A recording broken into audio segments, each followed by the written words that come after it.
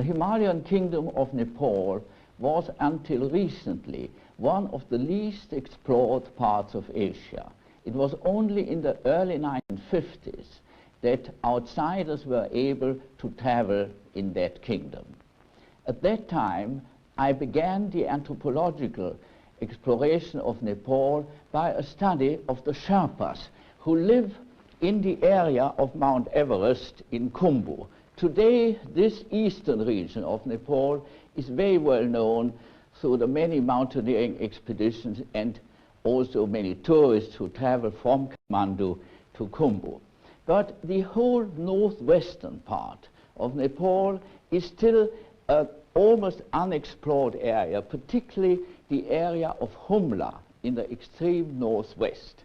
In 1972, I traveled from Jumla up to R.A.I, then a place called Simikot, and finally up to the Tibetan border, where the last village is Yari. Yari lies on a trade route which connects Nepal with Taklakot, a Tibetan market town, today of course controlled by the Chinese. And along this trade route, caravans of Tibetans and Nepalese move down along the Karnali River and into the middle ranges of Nepal to a place called Dulu, and then from Dulu even lower down to Surkhet, and then finally to the Indian border. This film begins in Dulu, which in the 14th and 15th century was an important historic center. Today, Dulu is a place without any political importance, but it used to be one of the main centers of the Malla kingdom, which throughout the 13th century extended over western Nepal, as well as the Tibetan regions of Purang and Guge. Stone pillars line many of the ancient roads constructed in Malla times. Yet the Hindu peasants who live among these relics of the past know little of their origin. But the names of the kings who ruled over this far-flung domain are engraved on a stone slab in Sanskrit characters.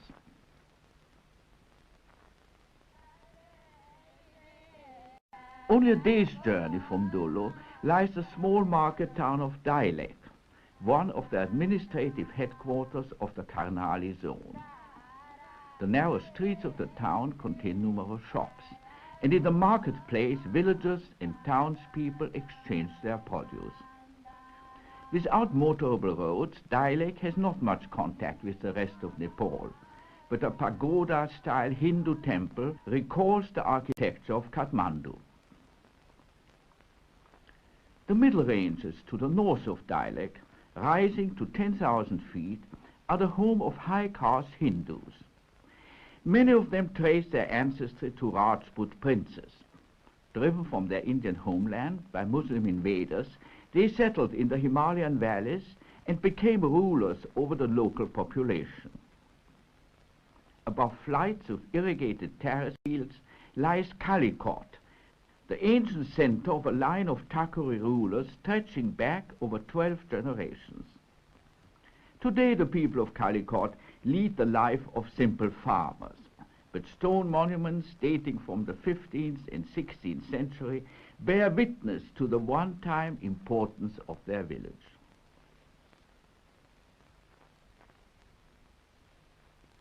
Most villages lie on the hill slopes high above the river valleys, but occasionally there is an isolated house built close to a path frequented by travelers.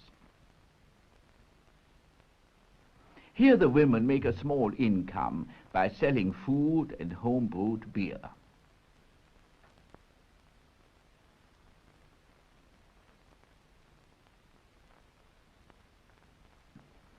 A notable group of ancient stone monuments, many shaped like Buddhist stupas, is found in the small village of Micha, not far from Jumla, the former seat of an important Thakuri ruler.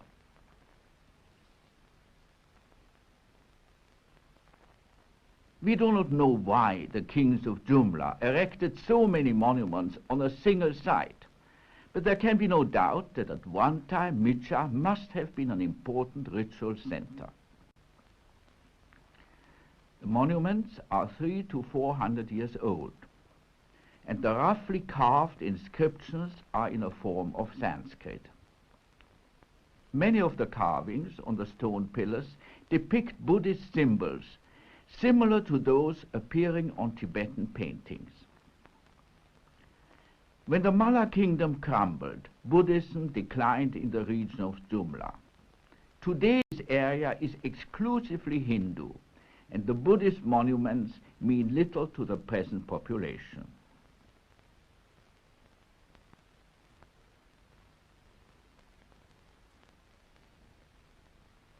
Unlike the stone carvings, large and small wooden figures are still being produced in substantial numbers. Among the most characteristic motifs are warriors on horseback. They show that the idea of mounted warriors has still a place in the local folk memory. In the broad valley of the river Tilla lies the town of Jumla. The rice grown here at 7,500 feet is of a special variety, unknown in other parts of Nepal. Here too, relics of the Malla kingdom line the main paths.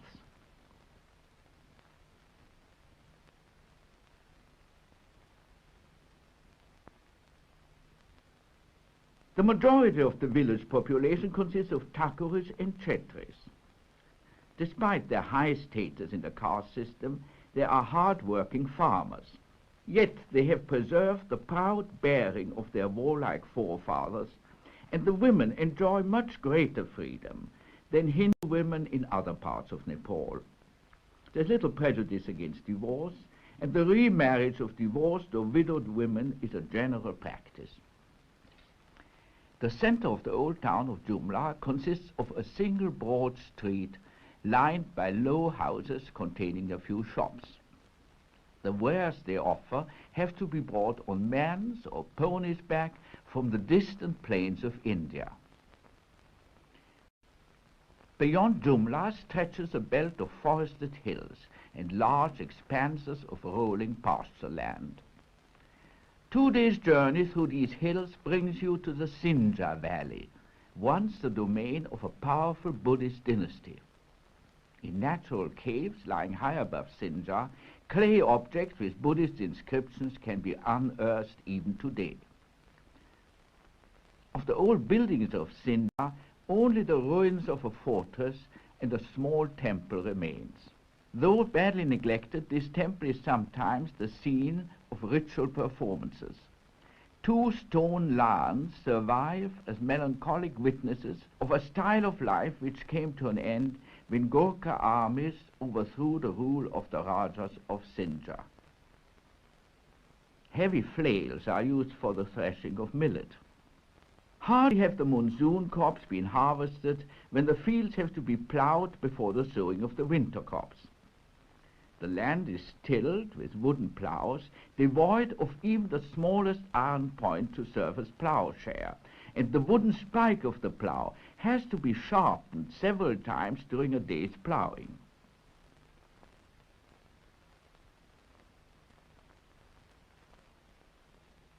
The double cropping of the land demands ample manuring. A mixture of cattle manure, leaves and pine needles is spread all over the field. The spreading of the manure is women's work, and women also wield the iron hoes which are used to break up the hard clods of earth thrown up by the plough. While only men do the actual ploughing, by far the greatest part of the agricultural work is done by women. When the crops grow, they will do the weeding, and finally take their full share in the harvesting. At the end of the day's work, a man shoulders the light wooden plough and carries it to the village. Most of the farmers are freeholders, and there are no great inequalities of wealth. Yet some households have to employ daily laborers and pay them in grain. Before the laborers start the day's work, the employer has to provide a meal, and this is eaten on the open terrace in front of the house. The houses of the Thakuris are well-built, substantial structures. They usually have 3 stories, and wooden carvings of ram's heads embellish the front. Stone is the main building material, and stone steps lead up to the broad terrace in front of the house. Festivals and religious rites break the monotony of village life. In honor of one of the local gods, a high flagpole is erected. Before the flags are tied to it, a Brahmin priest smears the pole with red paint.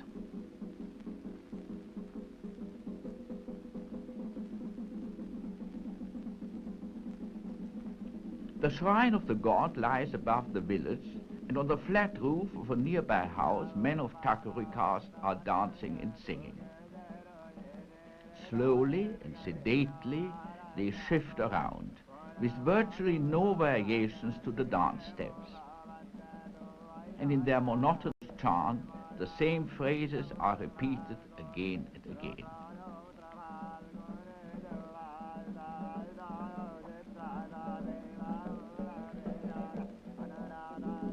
The women and children watch the dance without ever participating. Only after dark do women ever join in the dancing. The Hindus of the Jumla region have a custom unknown in most other parts of Nepal and very much at variance with normal Hindu morality.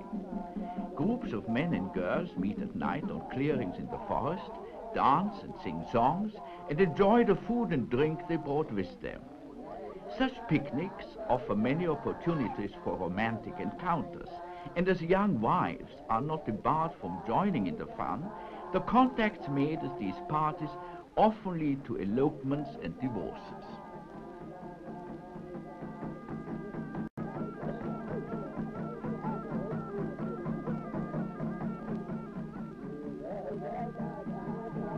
Drumming is an occupation of untouchables, and untouchable musicians function at all social and religious ceremonies. Untouchables may act also as shamans or spirit media. In Sinja, there are several of these shamans, and here they perform a ritual which culminates in their possession by gods. Purposely induced ecstasy is one of the means by which the people of Sinja, like many other Nepalese, establish contact with gods and spirits. In a state of trance, the shaman becomes a vehicle of a divinity who speaks to the people through the shaman's mouth. Constant drumming and the harsh blaring of pipes helps to induce an ecstatic trance. As the shaman abandons himself to the rhythm, his movements become wilder and wilder, and the excitement communicates itself to others in the crowd. One after the other of the shaman's assistants falls into trance and joins in his ecstatic dance. The capacity of being possessed by a god is not confined to members of any particular caste. Thakuris and even Brahmins can become shamans, but at this rite in Sinja, the shamans are all untouchables. When they are in trance, their own low status is suspended and they are regarded as a manifestation of a god. The possessed men cling tightly to each other and sometimes ride on each other's shoulders. This seems to symbolize the action of the gods who use human beings as their mount and vehicle, just like a rider uses a horse. The onlookers see the shamans not as their co-villagers, who in daily life follow the ordinary occupation of cultivators, but as manifestations of powerful deities.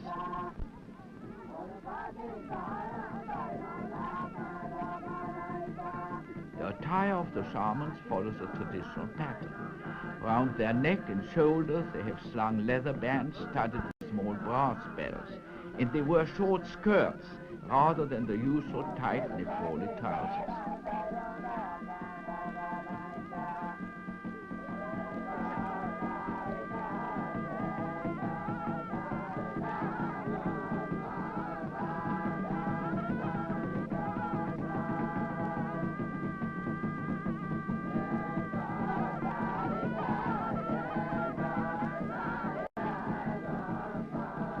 ritual leads up to the moment when the shaman turns oracle and answers questions asked by members of the crowd. The assumption is that a god or spirit speaks through his mouth. In many villages who have problems, such as the illness of a child, ask the shaman to reveal the cause of their trouble. The shaman answers their questions, usually surrounded by a crowd of onlookers, and his verdict, being derived from intuition, is often incapable of verification. Several women bring sick children and ask the shaman for a cure. Adults too approach the shaman with requests for help. A man suffering from internal pains is told that his illness stems from his having inadvertently eaten beef, an item tabooed among Nepalese Hindus, and is told that if he is to be cured, he must go on pilgrimage to the shrine of a certain god. Usually the seances of Nepalese shamans take place at night and generally within the small circle of an individual family. But here the seance occurs in the open and in broad daylight. Occasionally the shaman makes his pronouncement in a language other than Nepali and unknown to the bystanders. It might possibly be a Tibetan dialect which the shaman picked up from Tibetan travelers without himself fully understanding it. When the trance has worn off, the shaman has no recollection of his own pronouncements and prophecies.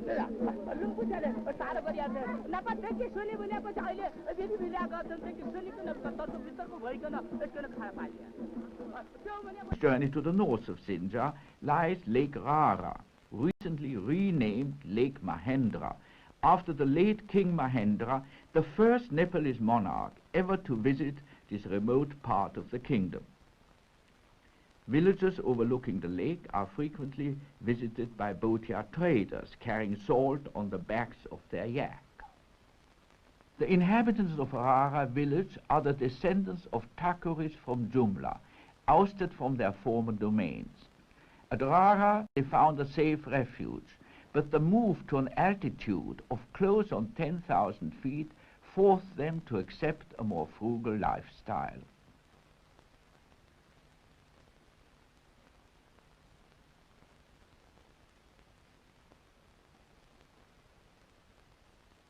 They build their houses solidly with double stone walls filled with rubble and a mixture of sand and mud.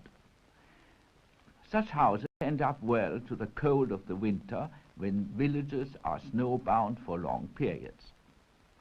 While the upper floors are used as the living quarters, sheep and goats are kept on the ground floor.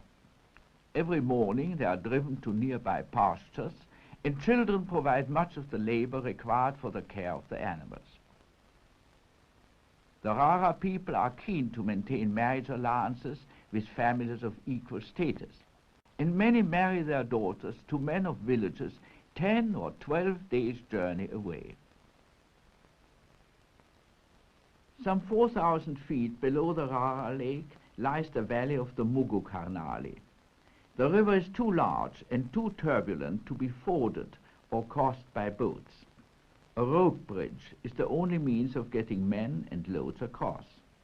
The ropes are made of twisted grass, and as they tend to fray, they have to be frequently replaced.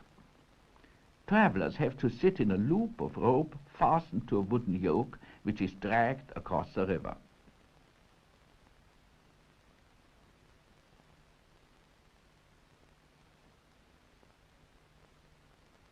In the mountainous area north of the Karnali, villages are few and far between, and travelers have often to camp on the roadside and prepare their meals on open fires. They usually carry barley or wheat flour and make flat, unleavened bread. Here the villages are surrounded by terraced fields yielding crops of millet and amaranth, a small grain of bright red color usually eaten as porridge. In the region north of the Mugu Karnali, Mongoloid racial features increase in frequency. The people speak Nepali and claim to be Chetris, but Tibetan influence is unmistakable in the style of dress and ornaments.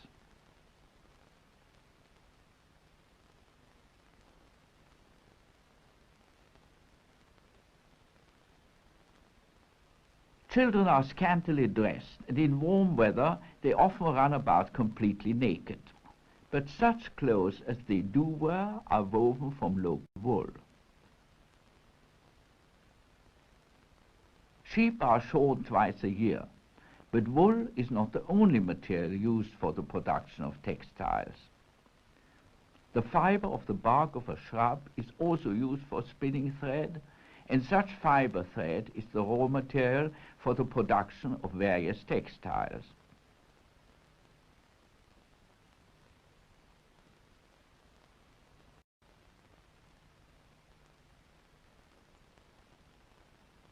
The finished lengths of fiber cloth are folded for transport to distant markets. Much of the villagers' life goes on the flat roofs of the houses. It is now early autumn. The buckwheat has been harvested from clearings in the forest, and the women do the threshing.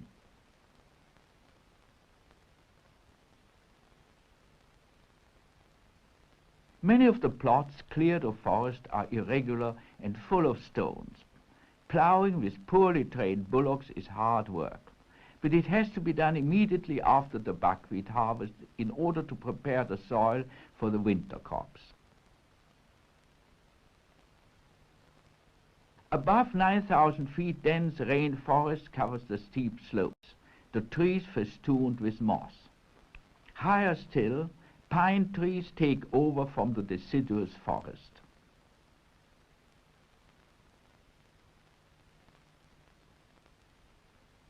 The route to Humla leads across the Margor Pass, some 13,000 feet high. To the north lies the valley of the Humla Karnali. Beyond it, the snow ranges which form the border between Nepal and Tibet.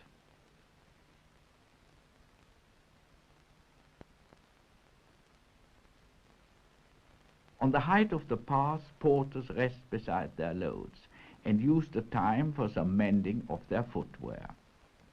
From the Margor Pass it is 3 days to Simikot, a large flat ledge lying at an altitude of about 10,000 feet. It is intensively cultivated by the inhabitants of several nearby settlements of Chetris. In early October, buckwheat and several varieties of millet, as well as oil seeds, are ripening, and the women are busy with the harvest, singing as they cut the millet ears with small sickles.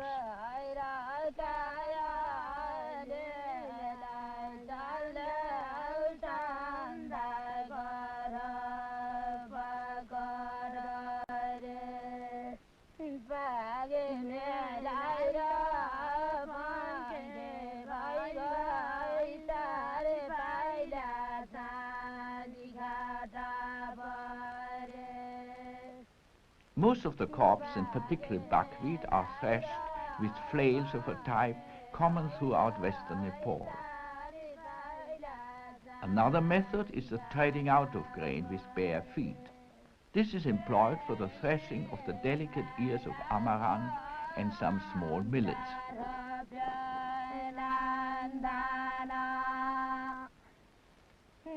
In a few weeks' time, the first snow will fall, and men and women hasten to bring in large loads of hay.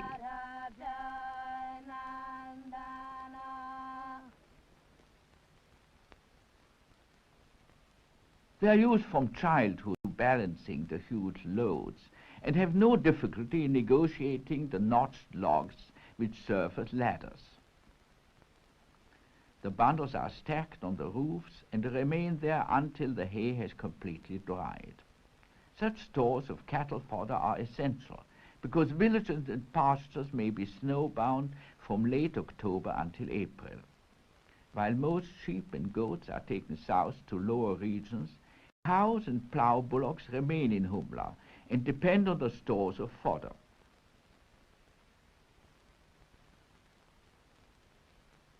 In the high valleys to both sides of the Humla Karnali lie villages inhabited entirely by Tibetan-speaking Bhotias. Here too the flat-roofed houses are built close together so that the villagers can move from one roof to the other. Newly dyed woolen cloth is spread out in the sun, and bundles of hay brought from the surrounding hill slopes are untied. The hay is then scattered all over the rooftop in preparation for storage. A daily task of the women is the pounding of grain, for all food grain has to be husked before it can be cooked or ground to flour. There are several large stone mortars in the village of Yakpa, and women and girls bring their own pestles and the grain they want to pound. After the pounding, the grain is winnowed with the help of winnowing fans. Throughout the day, various activities are going on in the open verandas and on the flat roofs. Botias wear high cloth boots, and many men are skilled in making such boots. The soles of uncured leather are sewn to the woolen uppers.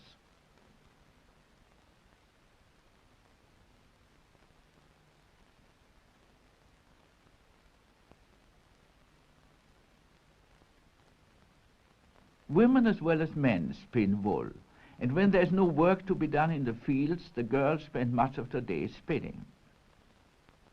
The wool is partly that of local sheep and partly obtained by barter from Tibet.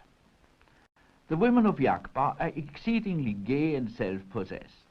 Even young girls are widely traveled, and many have been to Kathmandu, Darjeeling and Kalimpong. Like other Botias, the people of Humla practice the Tibetan custom of polyandry. Many women have two husbands, usually brothers, and the children address both husbands as father.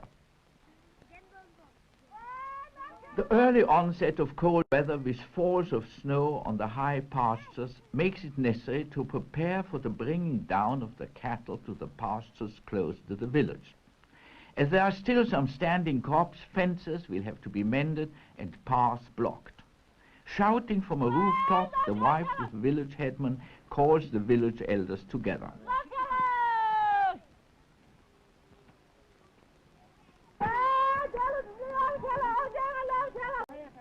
The elders assemble and sit in a semicircle to discuss the arrangement for the moving of the cattle. Opinions are divided. There's a good deal of argument in which the women join with gusto.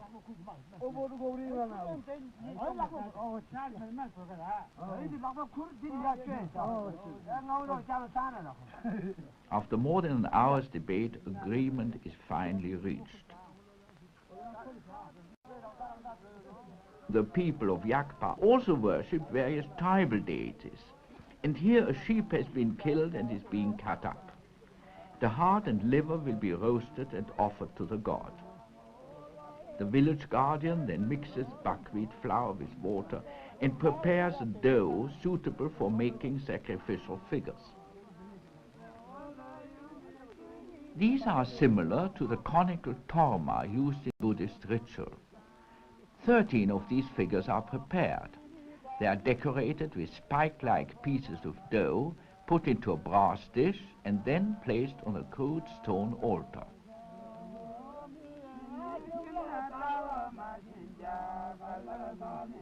Next, the smoking frying pan containing cooked food offerings is put on the altar. Before the final rite, the priests wash their faces.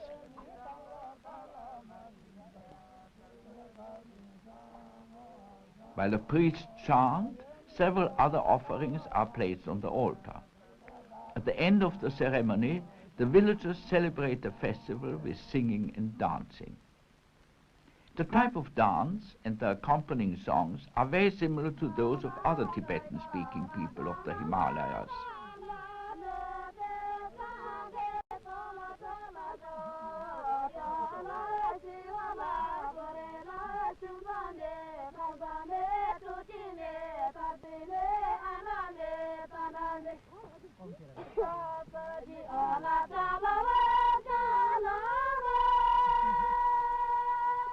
Botia girls enjoy great freedom, and there is complete equality of the sexes.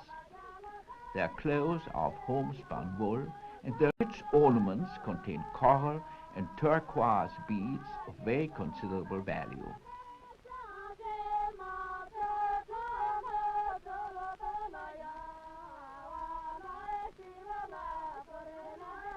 Many Bhotia communities have two settlements, one in a relatively sheltered valley and one close to the high pastures.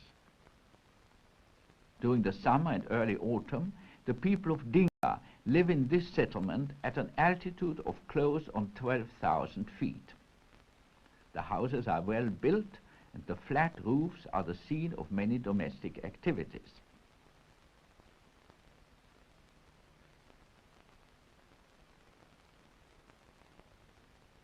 Radishes are an important crop.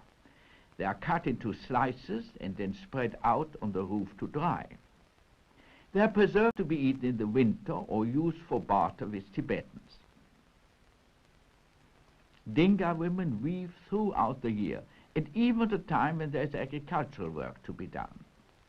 The loom is of the stretch type, and it can be rolled up and taken from one place to the other. The wool of local sheep is not as fine as that of Tibetan sheep, but supplies of Tibetan wool have become scarce because the Chinese rulers of Tibet discouraged the export of this commodity.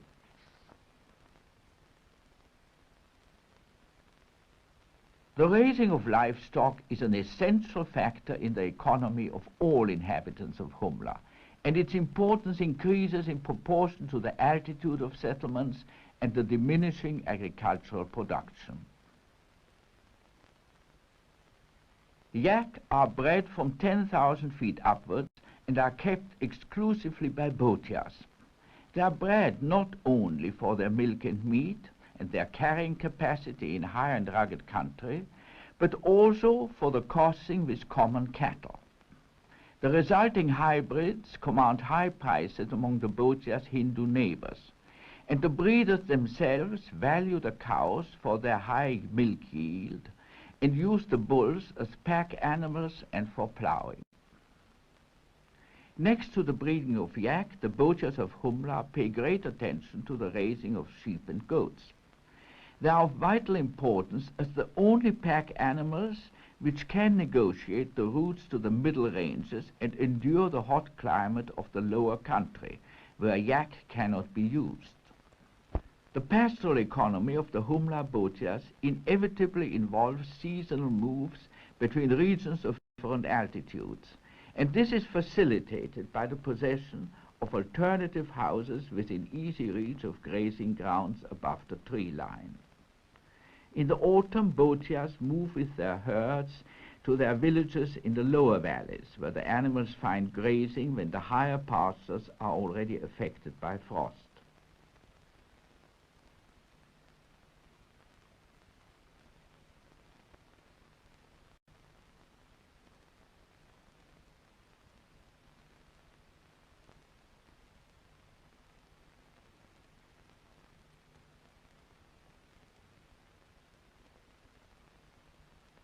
This annual exodus from the high pastures brings the people back into the forested valleys and to such villages as Karmi, a cluster of houses clinging to one of the slopes which drops into Humla Karnali.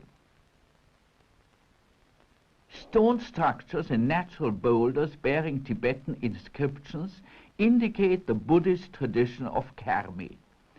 Even the foreheads of yak skulls are incised with sacred formulae. The women carrying water from the spring have to pass these religious monuments several times a day, and as they do so, they automatically murmur a brief prayer. Their domestic work involves a great deal of carrying and fetching, and their loads are often as heavy as those borne by men. Their dress, too, is similar to that of men. Traditionally, both men and women wear their hair long, and there is not much difference in the appearance of the two sexes. On the main trade routes along the Humla Karnali, there are innumerable steep climbs, strenuous for men and pack animals. The deep gorges are spanned by wooden cantilever bridges.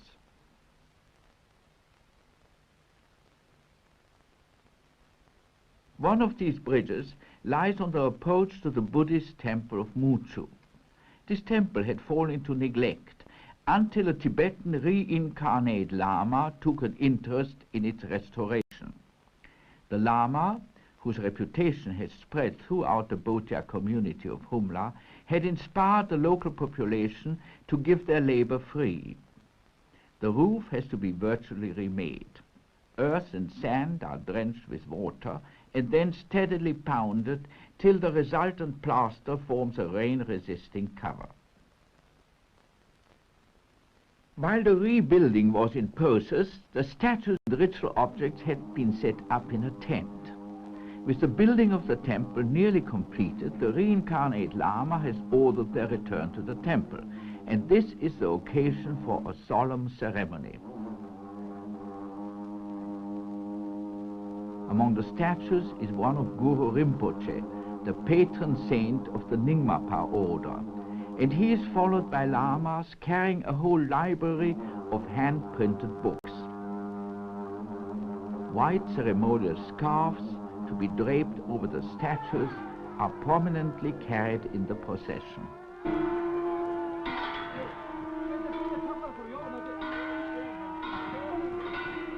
Inside the temple, monks and nuns accompany the solemn ritual with the playing of drums, oboes and cymbals. Offerings and butter lamps have been set out on the altar, and the monks prostrate themselves before the images. Though Muchu is a small village, some 36 lamas and nuns have gathered for the inauguration of the newly restored temple. Tibetan Buddhism, banned in its homeland by the Chinese communists, has found a refuge in Nepal, and the fervor of old and young lamas preserves a cultural heritage which Nepal has long shared with Tibet.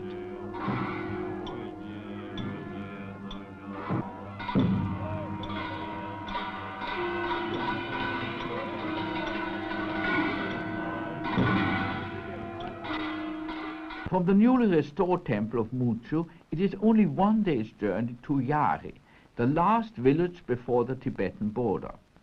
In the regions of high altitude, caravans of yak are a usual sight. Prayer flags flying on the roofs of the houses of Yari are visible signs of the Buddhist faith. Like other Bhojas of Humla, the villagers are Tibetan in speech, culture and appearance. The harvest of the barley, the main crop of Yari, is just over, and there's great activity on all the threshing floors. Unlike the Bhotias of the lower valleys, who thresh their crops by hand, the people of Yari use yak and sometimes horses to tread out the barley.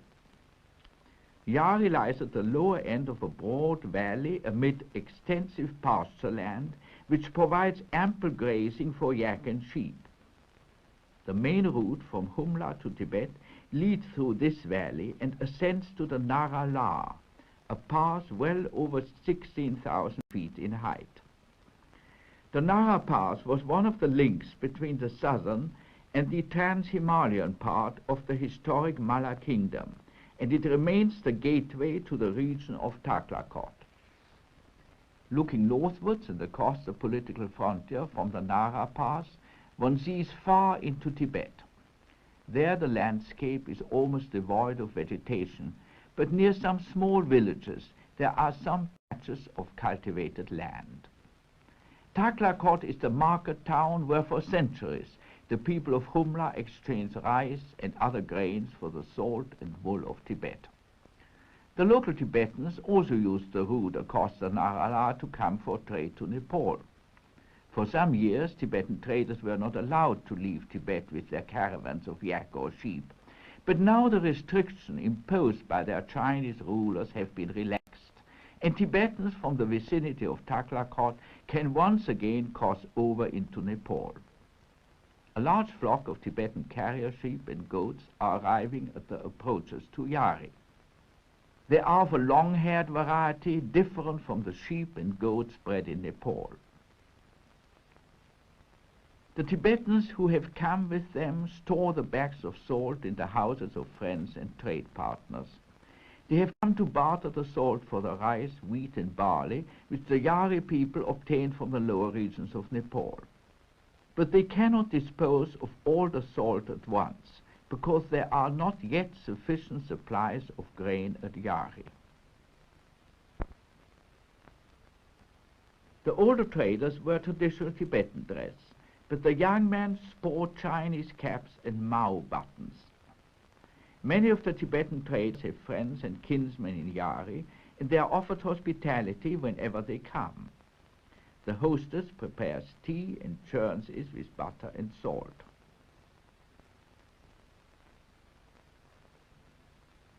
The salted tea is served from an earthen teapot and drunk from delicate porcelain cups, which were imported from Tibet many years ago and are among the treasured possessions of many Bhotias. The whole of Upper Humla is dependent on trade, and it is mainly the barter of Nepalese grain for Tibetan salt which has always been the mainstay of this trade. The people of the high Limi Valley, which adjoins Humla to the north, regularly go to Taklakot, and the salt they obtain there is carried on the backs of yak. The path leads along rocky cliffs, and at some difficult spots the yak have to be unloaded and their loads carried by men. With so many obstacles, the progress of such a caravan is slow, and it may be held up altogether by an unseasonable fall of snow.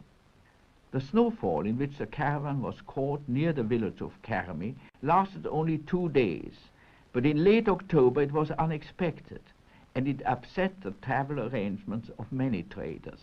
Passes were blocked earlier than usual, and this compelled caravans to make long detours.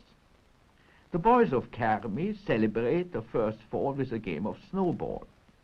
At a time of the year when snow soon melts in the sun, the flat roofs have to be cleared before the melting snow seeps into the house.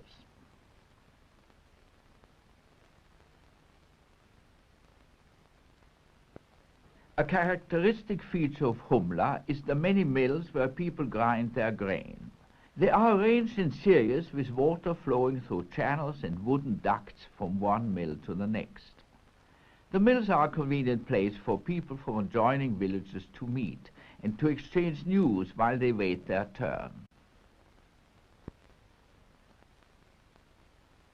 In the nearby village, the men of a family have arrived from Taklakot, where they bartered food grains for salt. They obtained 2.5 measures of salt for 1 measure of barley and 5 measures of salt for 1 measure of rice. After a short rest in their house, they will transfer the salt to a sheep caravan and take it to one of the rice-growing areas to the south. Autumn is the time when many people of Humla set out for the middle ranges and the lowlands. The salt which during the summer they obtained in Taklakot or from Tibetan traders is now filled into sacks. At the same time, food grain and flour has to be packed as a ration for the traders. The preparation for the long trek south requires much thought and care, for the traders have to start with rations to last them for the many days of the journey through villages where there is no surplus of grain, and the people do not want to barter their supplies for salt. With hundreds of animals to carry the salt south, the loading is a laborious task. 2 sacks of about 20 pounds each are the normal load of a strong sheep or goat. Some of the salt bags are made of leather, others of stout yak hair cloth. A pair of bags connected by a piece of cloth is placed on each animal and firmly strapped to its belly. To load a flock of 50 to 100 sheep and goats takes a very long time, yet it is a task which has to be repeated twice a day, once in the early morning and once after the midday break. The route to the south leads at first through the valley of the Humla Karnali. In November, when all the sheep owners of Humla set out for the middle ranges, there is a steady stream of caravans, some of as little as 50 and others of 250 or even 300 sheep. All along the route one finds encampments of people who rest while their flocks graze on the hill slopes. Here is a group of Dangali Kambas. They are members of a small community of some 60 families who are entirely nomadic. They have no settled homes and move between Acham, Humla and Taklakot. The traditional trading system of the people of Humla was based on the fact that in Tibet grain is much more valuable than salt, while in the middle ranges of Nepal, salt used to have 8 times the value of grain. While communications between India and the Nepalese lowlands were poor, hardly any Indian salt penetrated into Nepal, and the entire need for salt was met by imports from Tibet. Some routes are passable only for sheep and goats, but on others pack ponies and yak crossbreeds can also be used. It takes the caravan several weeks to reach the rice-growing regions of the middle ranges. On the way there, they pass the belt of forest country interspersed with large expanses of pasture land. On these winter migrations, even young animals who cannot carry are taken along, because there is no grazing in the snow-covered high valleys. Also older sheep and goats, no longer strong enough to carry a full load, are taken south to be sold to Hindu villagers for slaughter. The first objective on these winter migrations is the substantial villages of Hindu populations which have a surplus of grain. Subida, a Thakuri village on the highest slope above the Tilla River, is one of the places where there is a surplus of grain, and traders from Humla find a market for their salt. Subita lies outside the relatively arid zone in the rain shadow of the Himalayas, and the house style reflects the different climate. Agriculture is here the sole base of the economy, and the people are much less mobile than those of the higher regions. The rice terraces are skillfully engineered and irrigated, and much effort is spent on the manuring. Bhotia traders with caravans of sheep often pass through Subita, but occasionally the village is visited also by Bhotias carrying salt on the backs of yak crossbreeds, which in the winter months can be taken as far south as the Tilla Valley.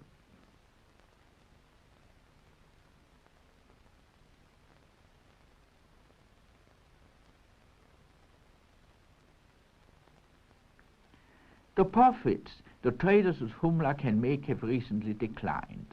Even a generation ago, they bartered salt in the middle ranges for 8 times the volume of rice, but today the barter rate is only 1 to 1. Yet the seasonal nomadism is a way of life which the people of the highlands cannot easily abandon.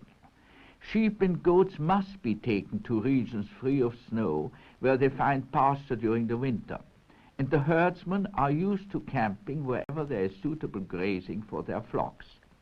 There they spend their days spinning and weaving, and many of the blankets produced on their portable looms are sold to the villagers of the lower regions.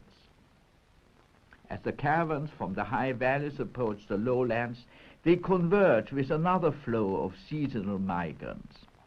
Many Brahmins, Thakuris and Chetris from villages in the middle ranges also move southward to avoid the cold of the winter and to find better grazing for their cattle.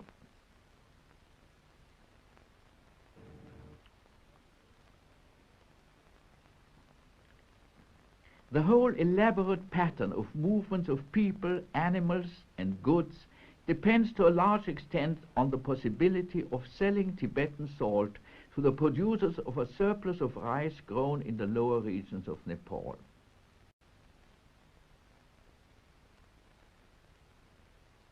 If the needs of these agricultural populations were to be met entirely by supplies of cheap Indian salt, the whole system would break down. Today many of the traders and herdsmen head for Surkhet, a small town in a broad flat valley at about 2,000 feet. Until a few years ago, this valley was infested with a malignant type of malaria and was habitable only during the winter. But when in the 1960s an anti-malaria program eradicated the disease, people moved into the valley, and within a few years a small market town had grown up. On the flat fields outside the town of Surkhet, Bhotias from the higher ranges are camping throughout the winter, grazing their large herds of horses. Many of them are Khambas from some villages northeast of Jumla. The men dress mainly Nepalese style, but the women wear their traditional Tibetan style clothes and ornaments. In their camp outside Surkhet, they behave exactly as they do in their home village, and they have no feeling of inferiority vis-à-vis the townspeople of Surkhet.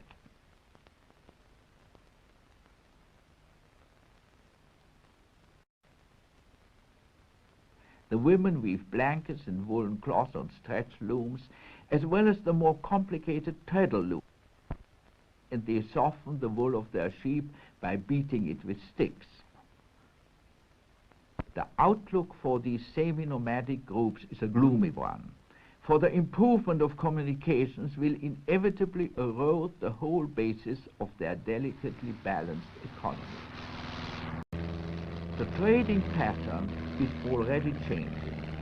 Light planes taking 2 hours to Jumla from Kathmandu can carry goods more cheaply than the cost of the 3-week trek over rugged country. And in Kathmandu, the political center of the kingdom, people know little of the distant mountain regions in the extreme west of Nepal. Amid the historic buildings of their ancient city, they are absorbed in their own affairs and in the celebration of the innumerable rituals and festivals which are a feature of life in Kathmandu and the neighboring town of Partam. Colorful crowds composed of members of many castes and ethnic groups jostle each other in narrow streets and in the courtyards of temples where Hindu and Buddhist deities are worshipped side by side.